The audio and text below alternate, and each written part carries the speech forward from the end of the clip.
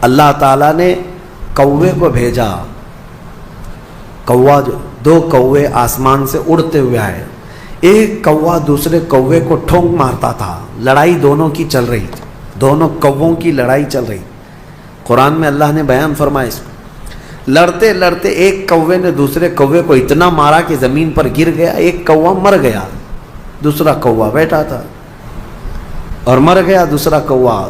تو رب تعالیٰ فرماتا ہے پہلے کوے نے اپنے پیروں سے زمین کھودنا شروع کیا، کچھ زمین کھودا اور مرے ہوئے کوے کو اس گڑھے میں دھکیل دیا، اور پھر پیروں سے اس کے سلام دنیا کے سب سے پہلے انسان اور سب سے پہلے نبی اور سب سے پہلے رسول جب دنیا میں تشریف لائے آدم علیہ السلام، تو جب وہ تشریف لائے تو ان کے بعد ان کی اولاد کا جو سلسلہ شروع ہوا، تو سب سے پہلا بیٹا پیدا ہوا حابیل، سب سے پہلا بیٹا حابیل۔ آدم علیہ السلام کے بچے جو ہوتے تھے روز ایک لڑکا ایک لڑکی، روزانہ حضرت حوا حاملہ ہوتی اور شام تک ان کو بچے ہو جائے، 2 بچے۔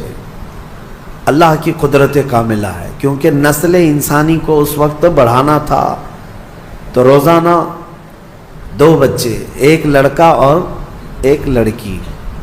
پہلے دن پیدا ہوئے حابیل، اور اس کے بعد ان کے ساتھ جو پیدا ہوئی وہ اقلیمہ نام سے تھی۔ دوسرے دن جو پیدا ہوئے وہ قابیل، اور اس کے ساتھ یہودا نام کی لڑکی پیدا ہوئی۔ اب قانون شریعت یہ تھا آدم علیہ السلام کی امت کا، امت کون ہے؟ ان کی اولاد ہی۔ اب قانون آدم علیہ السلام چونکہ رسول تھے، شریعت کا قانون یہ تھا کہ آج جو پیدا ہوا لڑکا ہے وہ کل پیدا ہونے والی لڑکی کے ساتھ نکاح کر سکتا ہے۔ سیم ڈے والی لڑکی اس کی سگی بہن مانی جاتی، حالانکہ سب بہن ہیں، لیکن سیم ڈے جو پیدا ہوئی وہ لڑکی اور وہ لڑکا شادی نہیں کر سکتے۔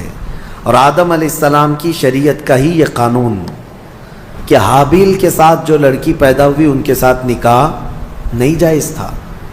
دوسرے دن جو لڑکی پیدا ہوئی یہودا، اس کے ساتھ حابیل کا نکاح ہونا تھا، اور قابیل جو دوسرے دن والا ہے اس کا نکاح پہلے دن والی لڑکی سے ہونا تھا۔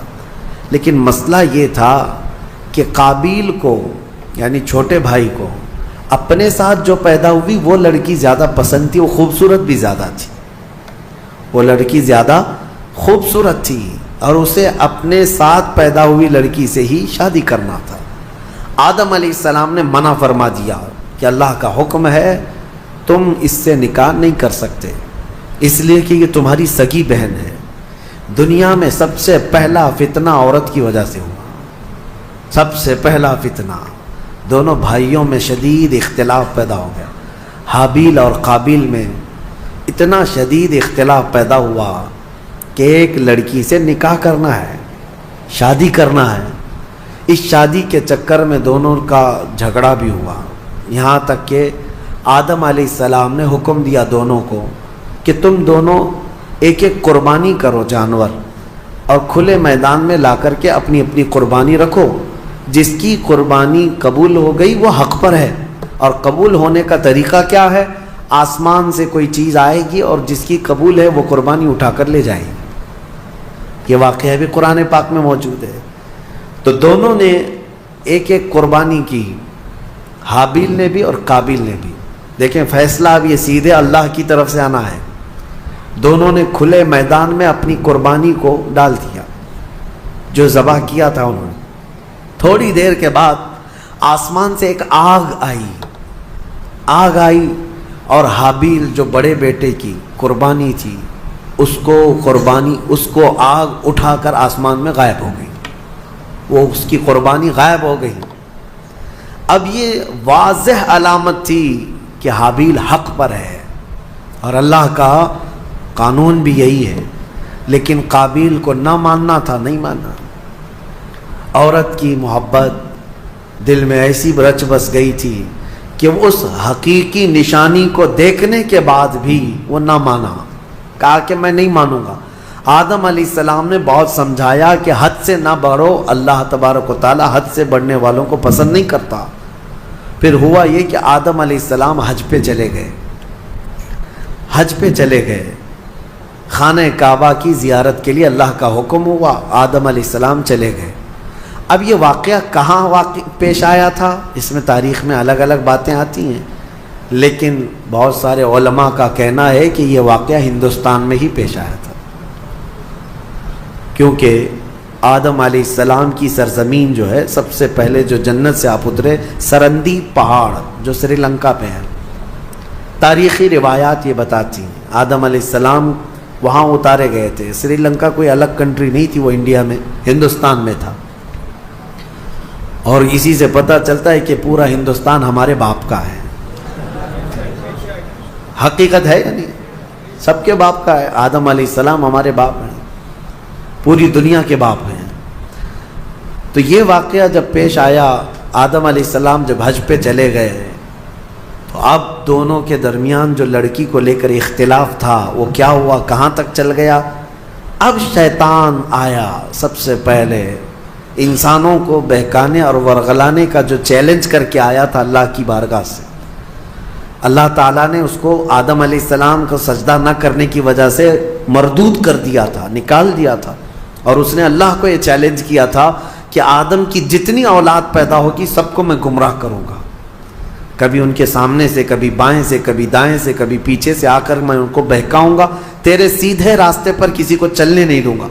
یہ اللہ سے اس نے چیلنج کیا تھا، اور اللہ نے فرمایا جا تجھے قیامت تک کی عمر دیتا ہوں، قیامت تک کی تجھے عمر ہے، جتنی کوشش کر سکتا ہے کر۔ لیکن رب تعالیٰ نے فرمایا میرے کچھ مخلص بندے ایسے ہوں گے جن پر تیرا داؤ نہیں چل سکے گا۔ اللہ ہمیں ان مخلص بندوں میں شمار فرمایا۔ شیطان پہلی مرتبہ آیا، دونوں بھائیوں کے بیچ میں دیکھا لڑکی کو لے کر کے اختلاف ہے، تو یہاں آگ لگانا اب اس کا کام تھا۔ اس نے آ کر کے قابیل کو کہا تیرے لیے اچھا سا راستہ میں کیوں نہ بتاؤں، تیرے حق میں وہ لڑکی اچھی ہے، تجھے کرنا ہی چاہیے تھا، تیرا باپ بھی مخالف ہے، تیرا بڑا بھائی بھی مخالف ہے، لہذا ایک کام کر، اس تیرے بڑے بھائی کو دنیا سے ہی ختم کر دے، راستہ صاف ہو جائے گا۔ اس وقت تک ابھی موت نہیں معلوم کسی کو، پیدا تو ہوئے تھے لیکن موت ابھی تک کسی کی نہیں آئی ہے، نہ ہی مرنا معلوم، نہ ہی مارنا معلوم تھا۔ تو قابیل کو آ کر کے ابلیس نے، شیطان نے طریقہ بتایا۔ قابیل نے پوچھا میرے بھائی کو اگر ہمیشہ کے لیے میں راستے سے ہٹانا چاہوں تو کیا کرنا ہے؟ تو ابلیس نے ایک بہت بڑا پتھر اٹھا کر کے دکھایا، کہا کہ اس طرح پتھر اٹھاؤ اور اس کے سر پر مار دو۔ تو حابیل ایک جگہ پر بیٹھا ہوا تھا، اسے بھی خبر نہیں تھی کہ بھائی اپنی موت کا سبب بنتا ہے۔ تو قابیل جو چھوٹا بھائی تھا، لڑکی کے عشق میں جو پاگل تھا، پتھر اٹھایا اور لے جا کر اپنے بڑے بھائی کے سر پر پیچھے سے دے مارا۔ جیسی ہی مارا تو وہ سر پھٹ گیا اور بڑے بھائی کا اسی جگہ پر انتقال ہوا۔ دنیا کا پہلا مرڈر ہے، دنیا کی پہلی موت اور دنیا کا پہلا قتل کس نے کیا؟ چھوٹے بھائی نے بڑے بھائی۔ کس کے لیے کیا وہ بھی پتہ ہے، عورت کے لیے کیا۔ ہوا یہ کہ قتل کرنے کے بعد اب یہ تک نہیں پتا تھا اس کو کہ کرنا کیا ہے اس لاش کا۔